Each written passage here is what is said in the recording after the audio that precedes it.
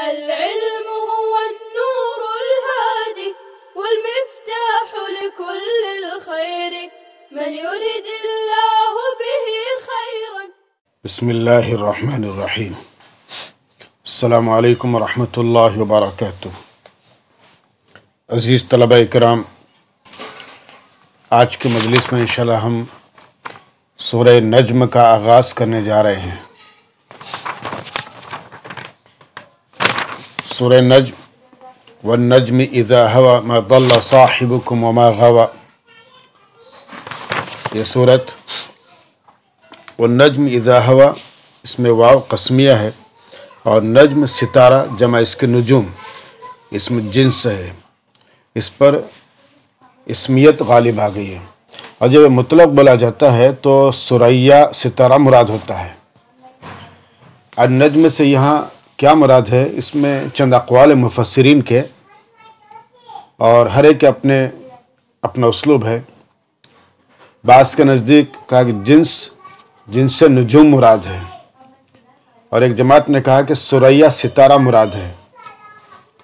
اور بعض مفسرین نے، جس میں مجاہد بھی ہے اور سدی بھی ہے، انہوں نے کہا کہ زہرہ ستارہ مراد ہے. عرب کا ایک قبیلہ اس کی پوجا کرتا تھا، یعنی زہرہ ستارے کی عرب کا ایک قبیلہ پوجا کرتا تھا. جب بعض حضرات نے نجم سے مراد بیل دار گھاس مراد لی ہے. یہ بیل دار درخت، جسے قرآن کریم کے اندر ایک جگہ فرمایا وَالنَّجْمُ وَالشَّجَرُ يَسْجُدَانِ، اور اخفش کا یہی قول ہے. اور بعض نے کہا گیا کہ محمد صلی اللہ علیہ وسلم مراد ہے. بعض حضرات نے قرآن کریم مراد لیا ہے، اور اس کے نجمن یعنی تھوڑا تھوڑا نازل ہونے کی وجہ سے اس کو قرآن کریم مراد لیا ہے. اور بعض حضرات نے ثریا کو ترجیح دی ہے. اور ثریا جو ستارہ ہے، یہ 7 ستاروں کے مجموعے کا نام ہے. اور بعض حضرات نے اپنے اعتبار سے بہرحال اس 7 سے زیادہ کا بھی مجموعہ بتایا ہے. تو اس اعتبار سے لفظ نجم کے متعلق اور اس کے معنی کے بارے میں علماء لغت اور مفسرین کے یہ مختلف اقوال ہوئے. اذا ہوا یعنی اذا سقط، غائب ہونے کے معنی میں. اور ما ضل صاحبکم وما غوا، یہ عطف خاص علی العام کے قبیل سے ہے. ضلالت ہر قسم کی گمراہی، خواہ اعتقادی ہو یا عملی. ضلالت ہر قسم کی گمراہی کو کہتے ہیں، خواہ اعتقادی ہو یا عملی. اور غوایت اعتقادی گمراہی کو. اچھا، بعض حضرات نے ضلال علمی گمراہی اور غوایت عملی گمراہی کو قرار دیا ہے. اور اس کے بعد پھر آپ کے ان ہوا الا ہوا ضمیر کا مرجع نطق ہے، یعنی جو زبان سے کلمات نکلتا اس سے مفہوم مراد لیا ہے. اس اعتبار سے علمہ ایہ ضمیر منصوب متصل آپ صلی اللہ علیہ وسلم کی طرف راجع ہے اور مفعول اول ہے. اور دوسری ضمیر منصوب منفصل، جس کو مفسر علام نے محذوف مانا ہے، وہ مفعول ثانی ہے اور وحیون کی طرف راجع ہے. اور شدید القوا، یہ موصوف محذوف کی صفت، جس کو مفسر علام رحمۃ اللہ علیہ نے ملکن محذوف مان کر اشارہ کر دیا ہے. یعنی شدید القوا، سخت طاقت والے، اور کون ہے؟ فرشتہ حضرت جبریل علیہ السلام مراد ہے. اور اس کے بعد پھر آپ کے افق اعلیٰ اور تدلی، یہ تقریباً تمام الفاظ آپ کے علم میں ہیں. دو مرتن کے معنی قوت باطنی، جیسے عزم ہے، سرعت حرکت ہے. اور بعض حضرات نے مرتن سے علم، اور بعض نے حسن و جمال بھی مراد لیا ہے، یعنی منظر حسن کہہ کر اس کی طرف اشارہ کیا. تو اس اعتبار سے مختلف یہ الفاظ تھے جو ان آیات سے متعلق ہے. ایک سوال یہ ہوتا ہے، یہاں پر مفسرین نے سوال قائم کیا ہے کہ قرب نزول کے بعد ہوتا ہے، لہٰذا یہ کہنا کہ قریب ہوا اور پھر نازل ہوا. قرب جو ہے یہ تو نزول کے بعد ہوتا ہے، یہ کہنا کہ قریب ہوا اور پھر نازل ہوا یہ مناسب معلوم نہیں ہوتا. یہ سوال قائم کیا. مفسر علام رحمۃ اللہ علیہ نے اس کا جواب دیا ہے ज़्यादा फिल कुर्ब का इजाफा करके, यानी ज़्यादा फिल कुर्ब का इजाफा इस शुबे का जवाब देने के लिए क्या है। हज़रत जिब्रील अलैहिस्सलाम करीब हुए और फिर ज़्यादा करीब हुए। अच्छा, बाद हजरत ने मज़कूरा शुबे का ये जवाब दिया है कि कलाम में तक़दीम व ताख़ीर है, तो तकदीरी इबारत ये थी सुम्मा तदल्ला फदना, यानी जिब्रील उतरे और करीब हुए, जिब्रील उतरे और करीब हुए। और इसमें आपके क़ाब क़ौसैन का जो लफ्ज़ है अलक़ाब, तो इसमें मुख्तलिफ लुगात हैं, अलक़ाब वलक़ैब और क़ाद यक़ीद मिक़दार, ये सब अरब में नापने और अंदाज़ा करने के मुख्तलिफ तरीक़े थे। उनमें से एक तरीक़ा कमान से नापने का भी था, जिसे कौस कहते हैं, कमान से नापना। कौस के अलावा अरब रुम्ह नेज़े को भी कहते हैं, उससे भी नापते थे। सौत कोड़ा, इससे भी नापते थे। और ज़िरा यानी आपके गज़, उससे भी नापते थे। और शिब्र यानी बालिश्त, और फितरुन अंगुश्त शहादत, अंगूठे के दरमियान का हिस्सा, इससे भी नापते थे। और अल इस्बा अंगुश्त, यानी जिब्रील अलैहिस्सलाम आप सल्लल्लाहु अलैहि वसल्लम से इतने करीब हो गए कि सिर्फ 2 कमानों के मिक़दार दूर रह गए। और बाद हज़रत ने कहा है कि काबा उस फासले को कहते हैं जो कमान के मकबज़ यानी जो दस्ता होता है वो और किनारे के दरमियान होता है। दोनों कमानों के दरमियान का जो फासला होता है उसको काबा कहते हैं। और अव अदना में जो अव है ये बमाने बल है, यानी बल के, जैसे कि अल्लाह ताला कौल अव यजीदून यानी बल यजीदून। और इसी तरह से फिर आपके दूसरे अल्फाज अफाका या मज़ूब के गायत तकदीर इबारत इस तरह होंगी कि दम्महु इलैहि हत्ता अफाका मा कज़्ज़बा बित्तशद्दुद व तख़फ़ीफ़। दोनों क़िरातें मुराद ली गई हैं। तशदीद की सूरत में तर्जमा होगा जो कुछ आपकी नज़र ने देखा क़ल्ब ने उसकी तस्दीक की, और तख़फ़ीफ़ की सूरत में बग़ैर तशदीद के सूरत में तर्जमा यह होगा कि जो कुछ आपके नज़र ने देखा क़ल्ब ने उसमें शक नहीं किया। यह अल्लामा सावी रहमतुल्लाह अलैह की लुग़वी फ़र्क़ है। और फिर उसके बाद फरमा रहे अल मअवा, ये मस्तर है और इसमें ज़र्फ़ भी क़ियाम करना, रहना, सुकूनत इख्तियार करना, मकाम सुकूनत। और फिर आपके लक़द रआ, लाम जवाब कसम पर है और कसम उक़सिमु महज़ूफ़ है। और मिन आयात रब्बिहिल कुबरा में मिन तबईज़िया है और रआ का मफ़ूल है, जैसा कि मुफ़स्सिर रहमतुल्लाह अलैह ने इसकी तरफ इशारा किया। और कुबरा या आयत की सिफ़ात है। अब यहाँ पर एक सवाल होता है बच्चों कि लफ्ज़ आयात ये मौसूफ़ है, जमा है, और कुबरा सिफ़त है और वाहिद है। तो ज़ाहिर है कि इस एतबार से मौसूफ़ और सिफ़त में मुताबिकत नहीं हुई कि लफ्ज़ आयात मौसूफ़ है और जमा है और लफ्ज़ कुबरा सिफ़त है और वाहिद है, तो मौसूफ़ और सिफ़त में मुताबिकत नहीं है। इसका जवाब देते हैं मुफ़स्सिर रहमतुल्लाह अलैह कि आयात ऐसी जमा है कि उसकी सिफ़त वाहिद मुअन्नस लाना दुरुस्त है। इसके अलावा फवासिल की रियायत की वजह से इसमें मज़ीद हुस्न पैदा हो गया। इसमें दूसरी तरकीब ये भी हो सकती है कि अल-कुबरा रआ का मफ़ऊल भी और मिन आयात रब्बिही हाल मुक़द्दम। तो तक़दीरी इबारत ये है कि लक़द रआ अल आयातिल कुबरा हाल कौनिहा मिन जुमलति आयात रब्बिही। क्या इबारत होंगी कि अल-कुबरा ये रआ का मफ़ऊल भी और मिन आयात रब्बिही ये हाल मुक़द्दम। तो तक़दीरी इबारत फिर इसकी इस तरह होंगी कि लक़द रआ अल आयातिल कुबरा हाल कौनिहा मिन जुमलति आयात रब्बिही, इस तरह से। और उसके बाद रफ़न ये कालीन, रफ़न खुदरन सब्ज़ कालीन को कहते हैं, जिसे तकिया लगाते हैं और हरे भरे गालीचे होते हैं। और उसके बाद फिर फरमाया अफ़रअयतुमुल लात वल उज़्ज़ा, ये इस्तिफ़ाम तौबीख़ी है। और इस्तिफ़ाम तौबीख़ी ये डांट के लिए होता है। लात उस बुत का नाम है जो काबे में नसब था। बाद हजरत ने कहा है कि यह बुत ताइफ में था और बनु सकीफ का देवता था। उसकी तहक़ीक़ में बाद हजरत ने यह कहा है کہ لتسویق سے ماخوذ ہے. لاتا اس میں فاعل کا صیغہ ہے، گوندنے والا، ملانے والا.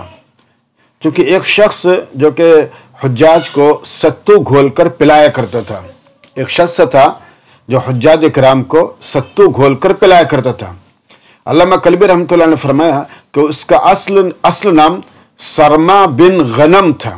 غنم یا غنم، سرما بن غنم، جو علامہ کلبی رحمۃ اللہ علیہ نے خلاصۃ التفسیر میں ذکر کیا ہے. اور جب اس کا انتقال ہو گیا تو جس پتھر پر بیٹھ کر وہ ستو گھولا اور پلایا کرتا تھا، اسی پتھر کا ایک بڑا بت تراش کر رکھ دیا، اور بعد میں پھر لوگوں نے اس کی پوجا شروع کر دی. یہی ہے وہ لات. اور اس کے بعد پھر عزا، یہ آز کی تانیث ہے، یہ قبیلہ غطفان کے بت کا نام ہے. اور بعض حضرت نے کہا ہے کہ یہ ایک ببول کا درخت تھا. آپ صلی اللہ علیہ وسلم نے حضرت خالد بن ولید رضی اللہ تعالیٰ عنہ کو بھیج کر اس درختوں کو کٹوا دیا تھا.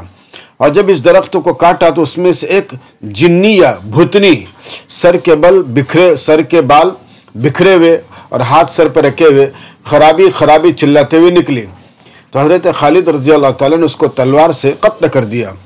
تو حضرت خالد رضی اللہ تعالیٰ نے آپ صلی اللہ علیہ وسلم کو اس کی اطلاع دی تو آپ نے فرمایا یہی عزا ہے. تو جب سے اس کا نام عزا ہونے لگا. اور منات ایک پتھر تھا جو حزیل اور خزاعہ کا دیوتا تھا. حضرت ابن عباس رضی اللہ تعالیٰ نے فرمایا کہ یہ بنی ثقیف کا دیوتا تھا، اور منا یمنی سے ماخوذ ہے. اس کے معنی بہانے کے ہیں، چونکہ اس کے پاس کثرت سے جانور ذبح ہوتے تھے جس کی وجہ سے بہت خون بہتا تھا، اور اسی وجہ سے اس کا نام منات ہو گیا.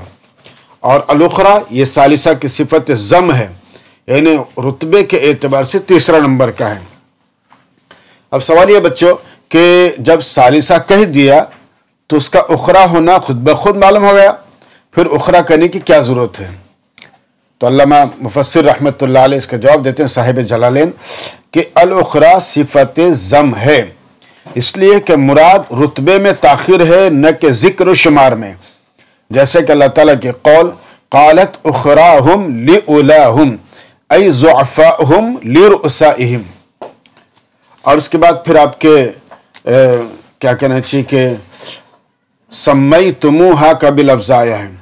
اور اس کے علاوہ اور مختلف لغات ہیں، جیسے زیزہ کا قسمتن کا لفظ ہے. زیزہ یہ زیزن سے ماخوذ ہے، اس کے معنی ظلم یا رعایت سے ذات کے بیدن میں کیا اسی فعلا کے وزن پر زیزہ، فعلا کے وزن پر زم کے لیے استعمال ہوتا ہے. یہاں پر سمیتموہا کی تفسیر سمیتم بہا سے کیوں کی؟ سوال پیدا ہوتا ہے کہ مفسر علام نے سمیتموہا کی تفسیر لفظ سمیتم بہا سے کیوں کی؟ تو اس کا جواب دیتے ہیں کہ اس کا مقصد ایک اعتراض کا دور کرنا ہے. اعتراض یہ ہے کہ اسماء کا نام نہیں رکھا جاتا، جیسا کہ بظاہر سمیتموہا سے مفہوم ہوتا ہے، بلکہ مسمى کا نام رکھا جاتا ہے. تو اس کے جواب کا خلاصہ یہ ہے کہ کلام میں محذوف ہے. اصل کلام سمیتم بہا ہے، اس کا مفعول محذوف ہے اور وہ اصنام، یعنی تم نے بتوں کا نام رکھ دیا. تو یہ آپ کے چند الفاظ تھے لغات کے اعتبار سے. سورہ طور کا اختتام لفظ النجوم پر ہوا تھا. اس سورت کی ابتدا والنجم سے ہوئی، تو دونوں میں مناسبت اور قربت بہرحال پائی گئی. سورہ نجم مکہ میں نازل ہوئی، سوائے ان الذین یجتنبون کے یہ آیت مدنی ہے. اور اس سورت سے متعلق بہت سی باتیں ہیں جو آپ نے پڑھی ہیں. والنجم اذا ہوا، بعض مفسرین نے النجم سے ثریا ستارہ مراد لیا ہے، جیسے کہ ہم نے آپ کو اس سے پہلے بتا دیا. اچھا، صاحبکم اس میں جو ما ظل صاحبکم، تو تمہارا ساتھی، اس کلمے سے آپ صلی اللہ علیہ وسلم کی صداقت کو واضح اور ثابت کرنا مقصود ہے کہ نبوت سے پہلے 40 سال اس نے تمہارے ساتھی اور تمہارے درمیان گزارے ہیں. یعنی اللہ کے نبی صلی اللہ علیہ وسلم نے تمہارے ساتھ اتنے سال گزارے، ان کے شب و روز، آپ صلی اللہ علیہ وسلم کے معاملات، یہ سب مشرکین مکہ کے سامنے تھے. پیغمبر علیہ السلام کے اخلاق، آپ کا کردار، सब इसको जानते थे, आपके रास्तबाजी, अमानत दारी, सबको मालूम थी ये। और 40 साल बाद जब आप सल्लल्लाहु अलैहि वसल्लम नबूवत का दावा फरमाया तो फौरन मुकर गए और आपको झूठ गर्दना गया और आपको गुमराह कहा गया, बहकावा कहा गया। तो कुरान ने कहा कि जब तुम्हारे साथ इतने साल रहे, 40 साल का अरसा मामूली अरसा नहीं है, और तुमने भी उनको मुख्तलिफ अच्छे अल्फाज से नवाजा था, तो वही का दावा करने के, वही का दावा, नबूवत का दावा करने के बाद एकाएक कैसे बुरे हुए? तो असल मामला ये था बच्चों कि उनको मानना नहीं था। और जब किसी इंसान को किसी की कोई बात माननी नहीं होती है तो फिर उसके अंदर वो 50 बहाने तलाश करता है। अल्लाह ताला का कौल है कि मा दल्ला साहिबुकुम, अल्लाह के कौल वजदका दालन फहदा से बज़ाहिर मुतारज लगता है। देखिए दाल इसमें फ़ाइल का सीगा है, इसलिए सलाहियत फ़ेल शर्त है, सलाहियत फ़ेल शर्त है, वक़ूअ फ़ेल ज़रूरी नहीं है। सलाहियत फ़ेल यानी काम के सलाहियत ज़रूरी है, काम का वाक़े होना ज़रूरी नहीं है। अब इसका मतलब ये हुआ कि आपको बेतबार उन्सुर खाकी और तबाई इंसानी काबिल व सालेह बहकने के पाया, यानी इंसान होने के नाते ये सिफात हो सकती थी, लेकिन अल्लाह ने इन सिफात को ख़त्म किया, इस एतबार से दाल कहा। और अल्लाह ने जब ये सिफात ख़त्म किया तो बेखबर, और बेखबर के माने पाए जा सकते हैं कि वजद का दालन, आपको नावाकिफ पाया, बेखबर पाया तो बाखबर किया। और उसके बाद का लफ्ज़ देखिए वमा यंतिक़ु अनिल हवा, यानी वो गुमराह और बहक कैसे सकते हैं? वो तो वही इलाही के बगैर लब कुशाई करते ही नहीं। अल्लाह के नबी सल्लल्लाहु अलैहि वसल्लम ने बगैर वही के कभी लब कुशाई नहीं की, कभी बात नहीं की। और जो आदमी अल्लाह के नाजिल करदा कलाम के सिवा बात नहीं करता तो उसके बहकने का सवाल ही नहीं पैदा होता। बल्कि पैगम्बर अलैहिस्सलाम ने अपने तबई मिजाज के एतबार से और इंसान होने के नाते कभी कभार जो मिजाह फरमाया, यानी मिजाह को जिसे हम दिल लगी कहेंगे, उसमें भी अल्लाह के नबी सल्लल्लाहु अलैहि वसल्लम ने नौज़ बिल्लाह अपनी ज़बान को बहकने नहीं दिया और हक़ बात के सिवा कुछ नहीं कहा। हर एतबार से पैगम्बर अलैहिस्सलाम ने अपनी ज़बान को कंट्रोल में रखा, हत्ता कि गुस्से और गज़ब के जज्बात की हालत में भी पैगम्बर अलैहिस्सलाम ने अपनी ज़बान को कंट्रोल ही में रखा।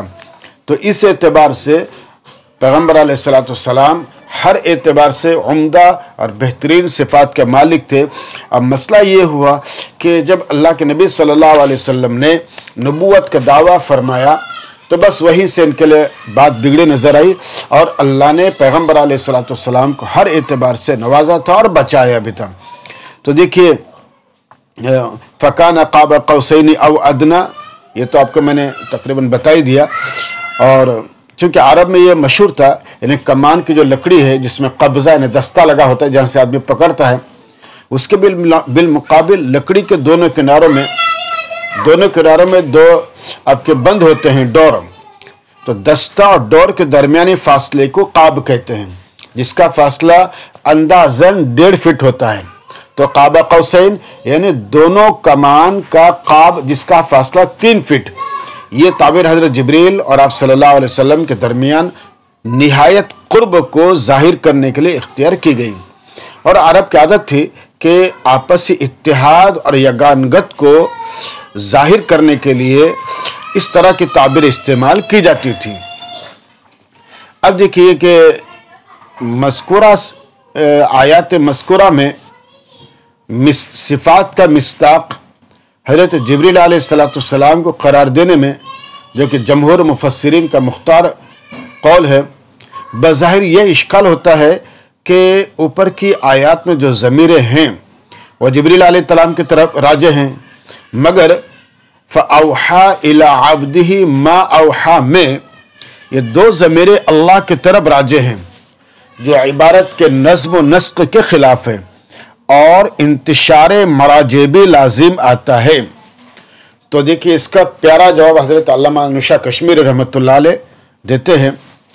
फरमाते हैं कि न यहाँ नज़्म कलाम में कोई इख्तिलाल है और न इंतिशार ज़माइर, न यहाँ नज़्म कलाम में कोई इख्तिलाल है اور نہ انتشار ضمائر، بلکہ حقیقت یہ ہے کہ سورہ نجم کے شروع آیت میں ان ہوا الا وحی یوحا کا ذکر فرما کر جس مضمون کی ابتدا کی گئی ہے اسی کا نہایت منضبط بیان اس طرح کیا گیا ہے کہ وحی بھیجنے والا تو ظاہر ہے کہ اللہ کے سوا کوئی نہیں، مگر اس وحی کے پہنچانے میں ایک واسطہ جبریل کا تھا۔ چند آیات میں اس واسطے کی پوری توثیق کرنے کے بعد پھر اوحا الی عبدہ ما اوحا فرمایا، یہ ابتدائی کلام کا تکملہ ہے۔ تو اس میں ظاہر ہے کہ انتشار ضمیر اس لیے نہیں کہہ سکتے کہ اوحا اور عبدہ کے ضمیر میں اس کے سوا احتمال ہی نہیں کہ وہ حق تعالیٰ کی طرف راجع ہو، اس لیے یہ مرجع پہلے سے متعین ہے، اور ما اوحا میں موحا بھی کو مبہم رکھ کر اس کی عظمت شان کی طرف اشارہ کیا گیا ہے۔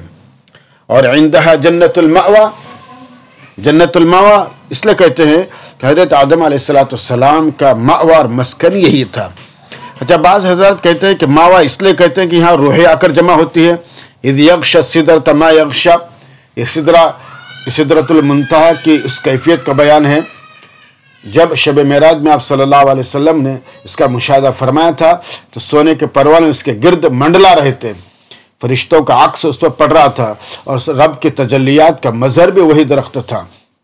ابن کثیر رحمۃ اللہ علیہ نے فرمایا، اور اسی جگہ آپ صلی اللہ علیہ وسلم کو 3 چیزوں سے نوازا گیا، 5 وقت کی نماز ہے، اور سورہ بقرہ میں جو اس سے متعلق بہت سی آیتیں ہیں، اور مسلم شریف کی روایت میں کتاب الایمان کے اندر بھی آپ نے اس کو پڑھا ہوگا۔ اور پھر اس کے بعد لات اور عزا سے متعلق بھی ہم نے تقریباً کلام مکمل کر دیا ہے۔ اور اس کے بعد دیکھیے کہ شدید القوا، یہ بھی ہم نے آپ کو بتایا کہ اکثر مفسرین نزدیک حضرت جبریل علیہ السلام مراد ہیں، اور وہ امین بھی ہیں۔ اس سے شبہ لازم آتا ہے کہ جبریل علیہ السلام آپ صلی اللہ علیہ وسلم کے معلم اور استاذ ہوں، اور آپ صلی اللہ علیہ وسلم متعلم اور شاگرد۔ یہ ایک سوال ہے جس نے آپ کے بہرحال ایک جواب کا متلاشی ہے۔ مفسر علامہ رحمۃ اللہ علیہ فرماتے ہیں اس کے جواب میں، دیکھیے حضرت جبریل علیہ السلام امین مبلغ تھے، امین اور مبلغ تھے، نہ کہ استاذ و معلم۔ اور فرق دونوں میں یہ ہے کہ معلم میں علم مقصود بالذات ہوتا ہے اور مبلغ میں مقصود بالغیر۔ تو معلم علم سے فائدہ اٹھانے کی صلاحیت مستقل رکھتا ہے، اور مبلغ واسطے اور ناقل ہوتا ہے۔ معلم میں علم قائم ہو کر متعلم کی طرف منعکس ہوتا ہے، اور اس علم کا ظل اور مثل متعلم میں آ جاتا ہے، جیسے چراغ کا نور دوسرے چراغ میں۔ اور مبلغ میں مقصود انتقال عین ہوتا ہے، اور مبلغ واسطہ جیسے حرارت آتشی سے پس مبلغ میں اثر رہ سکتا ہے، جیسے متعلم میں اثر جا سکتا ہے، اور معلم میں عین باقی رہتا ہے، جس طرح کہ مبلغ علم میں عین قائم ہوتا ہے۔ تو یہ مختلف تعبیرات ہیں کہ اصل ہیں اللہ کی ذات، اور اللہ کی ذات کے ذریعے ہی جبریل علیہ السلام اللہ کے نبی صلی اللہ علیہ وسلم تک باتیں پہنچاتے تھے۔ اس لیے جبریل علیہ السلام امین قرار پائے، اور جب امین ہے تو ہر اعتبار سے امین ہے۔ یہ چند آیات تھی جس کی تفصیل آپ کے سامنے آئی۔ اس کے بعد قرآن کریم کی ایک آیت ہے جو پیچھے بھی گزر چکی ہے، اَلَكُمُ الذَّكَرُ وَلَهُ الْأُنثَى تِلْكَ إِذًا قِسْمَةٌ ضِیزَىٰ۔ مشرکین مکہ فرشتوں اور مذکورہ دیویوں کو اللہ کی بیٹیاں قرار دیتے تھے۔ یہاں پر اس کی تردید کی گئی ہے کہ دیکھیں ضیزہ یا زوزن یا زیزن سے مشتق ہے، جس کے معنی ظلم کرنے اور حق تلفی کرنے کے ہیں۔ ابن عباس رضی اللہ تعالیٰ نے ضیزہ کے معنی ظالمانہ تقسیم کے بھی لیے ہیں۔ مطلب یہ ہے کہ اناث جن کو تم ناپسند کرتے ہو اور حقیر سمجھتے ہو ان کی نسبت اللہ کی طرف کرتے ہو، اور ذکور جن کو تم پسند کرتے ہو اور اپنے حصے میں رکھتے ہو، یہ ظالمانہ تقسیم بہرحال غلط تفصیل ہے۔ اور پھر آگے ان ہی الا اسماء سمیتموہا، یعنی جن کو تم دیوی دیوتا کہتے ہو اور جن کی تم پوجا پاٹ کرتے ہو اور جن کے لیے تم خدائی صفات اور اختیارات ثابت کرتے ہو اور تم نے اور تمہارے آبا و اجداد نے بطور خود ان کو خدا کی اولاد اور خدائی میں شریک مان کر نام رکھ لیے، ان کی کوئی حقیقت نہیں ہے، کچھ حقیقت نہیں ہے، اور نہ خدا کی طرف سے ایسی کوئی سند آئی جسے تم اپنے ان معروضات کے ثبوت میں پیش کر سو۔ یہ سب کچھ اس وجہ سے ہے کہ تم اپنی خواہشات نفس کی پیروی اختیار کیے ہوئے ہو، حالانکہ ہر زمانے میں اللہ کے پیغمبر ان گمراہ لوگوں کو حقیقت حال سے آگاہ کرتے رہے ہیں، اور اب اللہ کے آخری نبی محمد صلی اللہ علیہ وسلم نے بھی آ کر بتا دیا کہ کائنات میں خدائی کس کی ہے اور حقیقی معبود کون ہے۔ ظاہر ہے پوری کائنات میں خدائی صرف اور صرف اللہ کی ہے اور حقیقی معبود بھی اللہ ہی ہے۔ اس لیے ہر انسان کو چاہے وہ جس مذہب سے تعلق رکھتا ہو اس کو صرف اور صرف خدا تعالیٰ ہی کی عبادت کرنی چاہیے اور اللہ کے علاوہ کسی کی عبادت نہیں کرنی چاہیے۔ یہ چند آیت تھی سورہ نجم کی ابتدائی آیت جن پر ہم نے کلام کیا، اور اب انشاءاللہ اس کے بعد کے مجلس میں مزید آیت پر انشاءاللہ ہم کلام کریں گے، یہاں تک کہ ہے انشاءاللہ اللہ تعالیٰ مجھے اور آپ کا عمل کی توفیق عطا فرمائے۔ السلام علیکم ورحمۃ اللہ وبرکاتہ۔ السلام عليكم. لا تنسوا الاعجاب بالفيديو والاشتراك في القناة تشجيعا لنا لنستمر بنشر المزيد إن شاء الله.